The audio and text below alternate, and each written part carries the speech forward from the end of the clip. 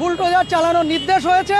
ভারতের উত্তরপ্রদেশের বারাণসীতে উন্নয়নের নামে মুসলিম ঐতিহ্যের ওপর আবারও চালানো হচ্ছে আগ্রাসী বুলডোজার নীতি। এবার ঐতিহাসিক ও মুসলিম প্রধান এলাকা ডালমন্ডিতে রাস্তা সম্প্রসারণের অজুহাতে গুড়িয়ে দেওয়া হচ্ছে শত শত ঘরবাড়ি এবং দোকানপাট। চরম উদ্বেগের বিষয় হলো প্রশাসনের এই উচ্ছেদ অভিযানে পড়েছে 226 বছরের প্রাচীন ও ঐতিহাসিক একটি মসজিদ সহ ওই এলাকার অন্তত 6টি পবিত্র মসজিদ।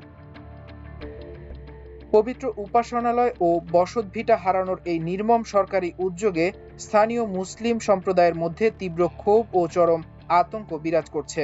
স্থানীয় সূত্র জানায়, বারাণসীর অত্যন্ত জনাকীর্ণ ও প্রাচীন মুসলিম এলাকা হিসেবে পরিচিত ডালমন্ডির সরু গলিগুলোতে গত কয়েকদিন ধরে একটানা চলছে প্রশাসনের বুলডোজার। সড়ক প্রশস্তকরণ প্রকল্পের নামে গণপূর্ত বিভাগ ইতোমধ্যে 160টি ঘরবাড়ি ও বাণিজ্যিক প্রতিষ্ঠান মাটির সাথে মিশিয়ে দিয়েছে।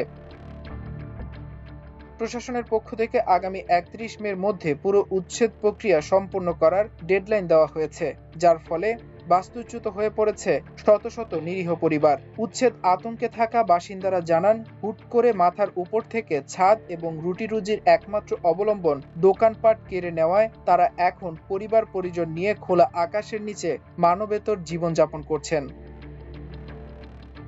এদিকে এই উচ্ছেদ অভিযানের সবচেয়ে সংবেদনশীল ও বেদনাদায়ক দিকটি হল পবিত্র মসজিদগুলোর উপর আঘাত। স্থানীয় চৌকো থানা এলাকার অন্তর্গত মির্জা করিমুল্লাহ বেগ মসজিদ, মার্বেল ওয়ালি মসজিদ, আলী রেজা খান মসজিদ, নিশারান মসজিদ, রঙ্গিলের শাহ মসজিদ এবং লাংরে হাফিজ মসজিদকে উচ্ছেদের জন্য তালিকাভুক্ত করেছে বারাণসী প্রশাসন। এর মধ্যে মির্জা করিমুল্লাহ বেগ মসজিদটি প্রায় 226 বছরের পুরনো, যা এই অঞ্চলের মুসলমানদের ধর্মীয় ও ঐতিহাসিক আবেগের সাথে জড়িত রয়েছে।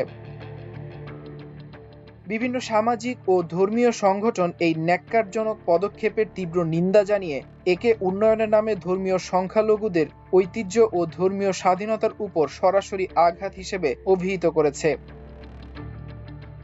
অন্যদিকে তীব্র প্রতিবাদের মুখে বারাণসী প্রশাসন দাবি করেছে, উচ্ছেদকৃত জমির মালিকানা হিসেবে ওয়াকফ বোর্ডের অধীনে থাকে তবেই কেবল ক্ষতিপূরণ দেওয়া হবে, অন্যথায় বিতর্কিত ধর্মীয় স্থান স্থানান্তরের নিয়ম নীতি অনুযায়ী তা সরিয়ে নেওয়া হবে। এলাকাটিতে যানজট নিরসন এবং আধুনিকায়নের দোহাই দিয়ে প্রতিদিন 3টি বুলডোজার এবং শতাধিক শ্রমিক দিয়ে ভাঙচুর চালানো হচ্ছে।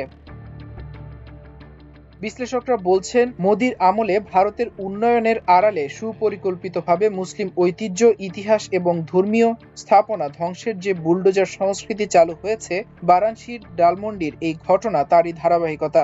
ঘরবাড়ি ও মসজিদ হারানোর আশঙ্কায় পুরো ডালমন্ডি এলাকায় এখন থমথমে পরিস্থিতি ও চাপা উত্তেজনা বিরাজ করছে। মাল্টিমিডিয়া ডেস্ক, আমার দেশ।